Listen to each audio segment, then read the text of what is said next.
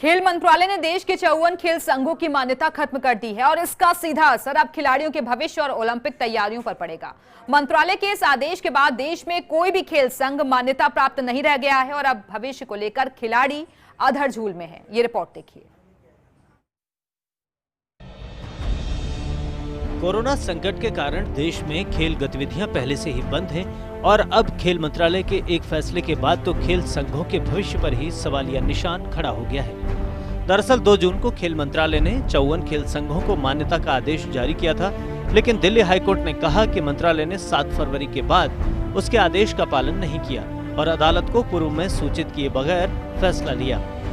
इसके बाद खेल मंत्रालय के उप सचिव SPS तोमर ने भारतीय खेल प्राधिकरण के महानिदेशक संदीप प्रधान को लिखे पत्र में कहा कि 2 जून को जारी किया गया 54 राष्ट्रीय महासंघों को अस्थायी वार्षिक मान्यता देने वाला पत्र वापस लिया जाता है। दरअसल 54 राष्ट्रीय खेल महासंघों को इस साल सितंबर तक मान्यता दी गई थी, लेकिन मंत्रालय ने भारतीय पैरालंपिक समिति, भारतीय नौकायन महासंघ और भारतीय स्कूल खेल महासंघ को फिर से मान्यता प्रदान नहीं की, जिसके कारण मामला कोर्ट में चला गया।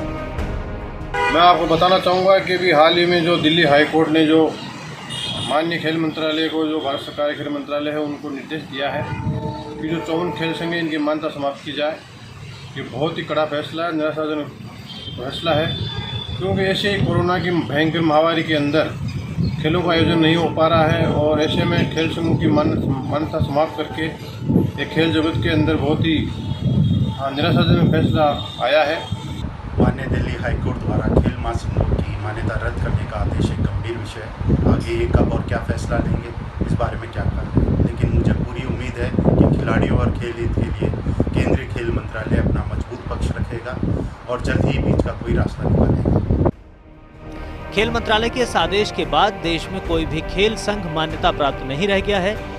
ऐसे में अब प्रतिबंधित काल में न सिर्फ मंत्रालय द्वारा खेल संघों को मिलने वाला फंड बंद हो जाएगा, बल्कि इस दौरान विजेताओं को उनकी ओर से मिलने वाले प्रमाण पत्रों का भी कोई महत्व नहीं बचेगा, जिसके आधार पर खिलाड़ियों को सरकारी नौकरी मिलती रही है।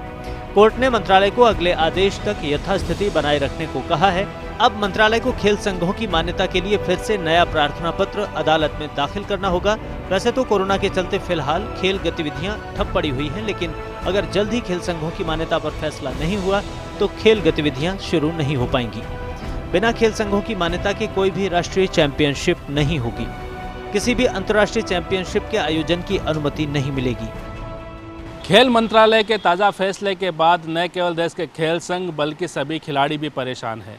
ऐसे में खिलाड़ियों के हित को देखते हुए अब खेल मंत्रालय को इस बारे में सही निर्णय लेना होगा, ताकि खेल संघों की मान्यता फिर से बहाल हो और देश में खेल चैंपियनशिप फिर से शुरू हो। कैमरामैन विनोद गोस्वामी के साथ Naresh Sharma, first India news, Jaipur.